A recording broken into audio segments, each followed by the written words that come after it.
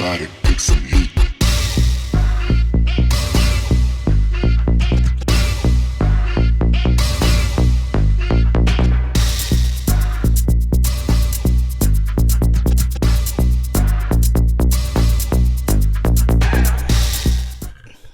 I'm back again with another Google Slide document. But this time it's tropes that I love.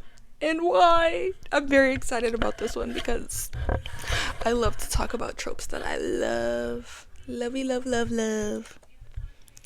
Let's see what we have first. I don't remember. Ooh, this is a good one.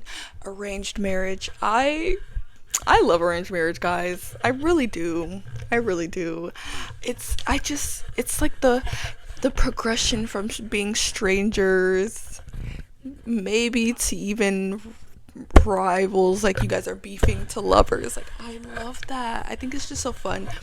Like, in real life, arranged marriage does not give fun, but in fantasy, in fictional senses, I think it's a fun concept. I quite enjoy seeing the process of you having to, like, it's like you already being established in a relationship without the romance, and you have to build to the romance despite you guys literally being married. I think that's so fun.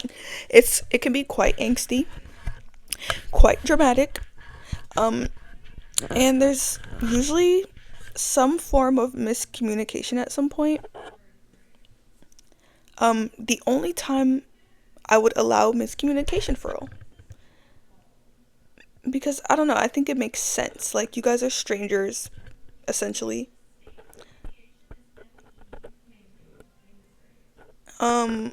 Unless it's like arranged marriage between friends, or like childhood friends, or something of a similar vein, or enemies maybe. There's so many ways you can spin it, to be quite real. But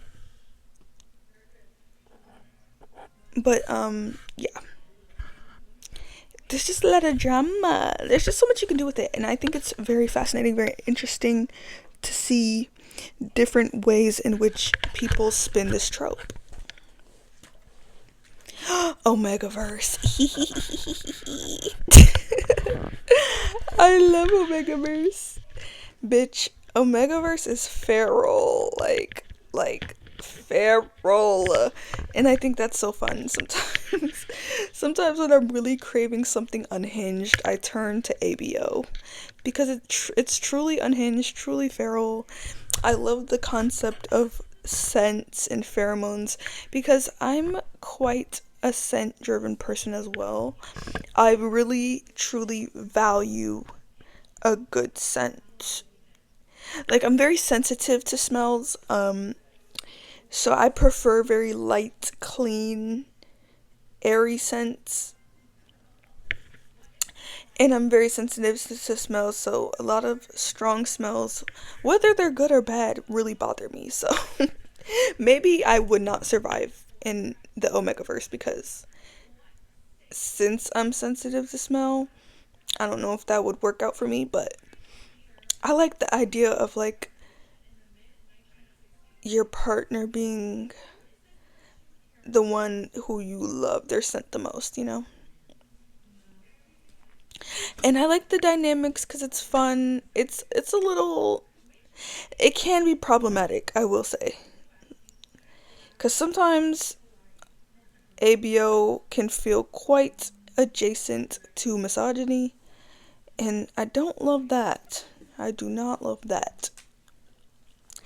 But, you know, or even classism, a mix of both.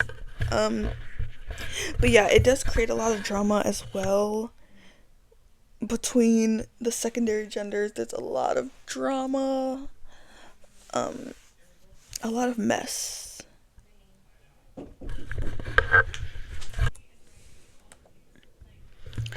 Next we have Royalty AU. I love a Royalty AU. I love a Royalty AU. There's just so much you can do, especially when the Royalty AU is paired with ABO. Love that shit. We have harems. So fun. I mean, yeah, I fuck with that because it's always so messy. Messy boots, girl, messy boots, and um just so many rules you have to uphold. Say if you're in the palace or if you're a royal, so that means there's so many forbidden romances, all kinds of dynamics you can do, so much pining. Like you can do a good old dynamic like a servant ex-royal, goddamn a knight ex a royal or ex-servant, just all kinds of things, you can do so much. It's a fun time. I love a royal AU. I read so many. And they're always so messy. Messy in a fun way. We have a historical AU, which also can be in conjunction, usually is with the royalty AU, also in conjunction with ABO. It all ties together. If you can see a lot of my tastes, they usually tie together. I love the vibes in a historical AU. Sometimes I don't want to read modern. Sometimes I want to read a good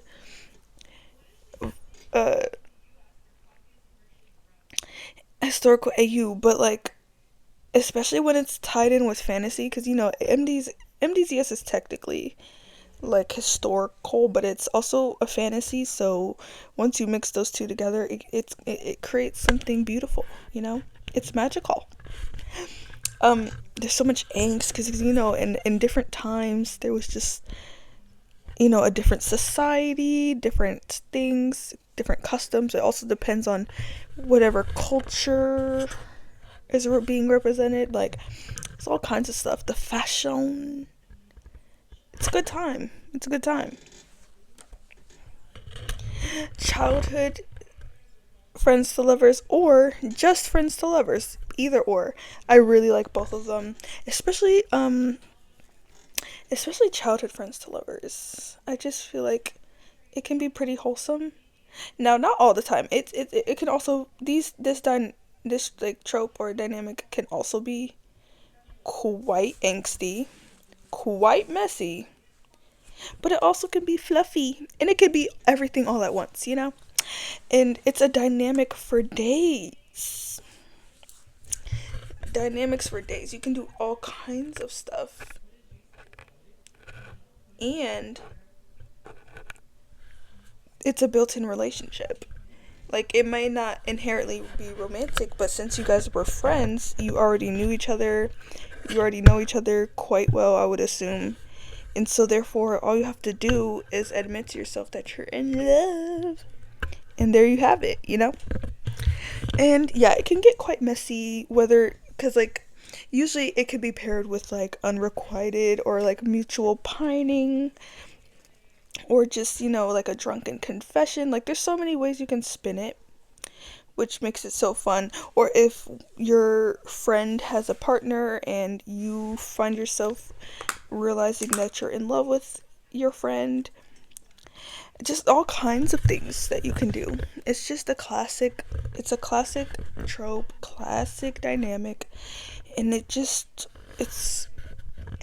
never stops entertaining me.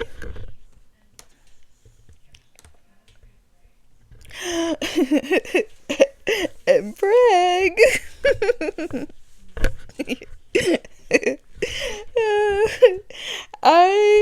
I just want my favorite men to be pregnant, like barefoot and pregnant, girl. I want the bottom to be pregnant and stay pregnant all the time. Like, thanks for coming to my TED Talk. Like, that's really all I have to say. Like, that's really all I have to say. I just want them to be pregnant.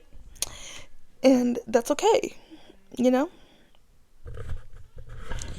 Now, it's funny because whenever I have my own OCs and stuff, like, I draw and write for funsies, and for my own OCs, like I have um my lesbian OCs, like my lesbian couples, and I usually don't want my woman to be pregnant because it's just like, maybe it's because I myself, as someone with a uterus, does not want to be pregnant. So I feel like I project that onto my um OCs that are also women or have uteruses. I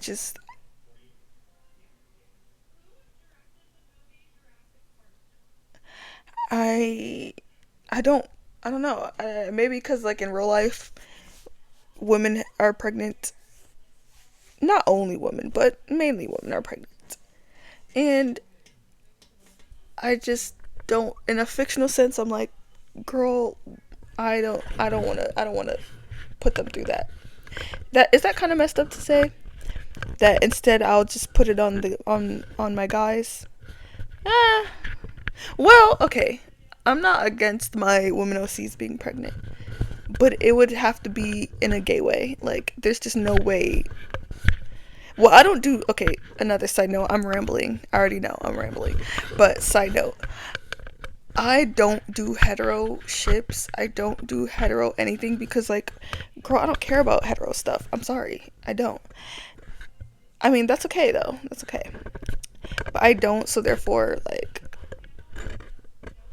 if any of my women OCs were to be pregnant, it would have to be through some magical, mystical ABO way, because there's no way a man would be getting them pregnant. So, yeah. Um, thanks for coming to my TED Talk once again.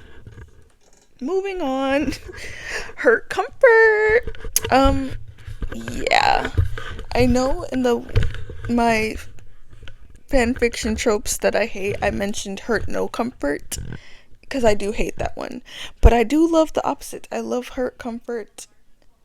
Well, okay. Love is kind of a stretch. It I do enjoy it, I shall say.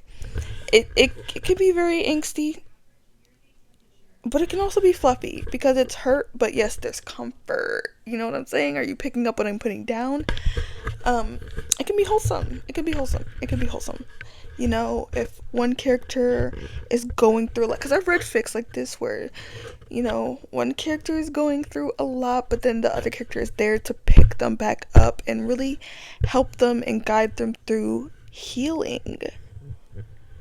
So I think that's where I love it, you know? And it hurts just right, you know? Like, it's painful to bear witness said character going through turbulent times, but it's just the right amount of pain, you know? Especially when you know there'll be a comfort right after. Parenting. What? I can't speak, guys. Maybe because I'm tired. Parenting fic. To be so real, I just want to see my faves raise a kid together. Like, I just think it's so cute. It's, like, incredibly wholesome and innocent, and I love to read my faves raise a baby, or you know, raise a little kiddo together, and, like, seeing how differently they learn to parent and navigating through um doing that together is very fun. Like, seeing them have to work together despite them being very different. Like, of course there's probably things they agree on, but everyone's different, so there's probably going to be parenting things that they don't agree on, but they have to work together anyways. That's very fun to see.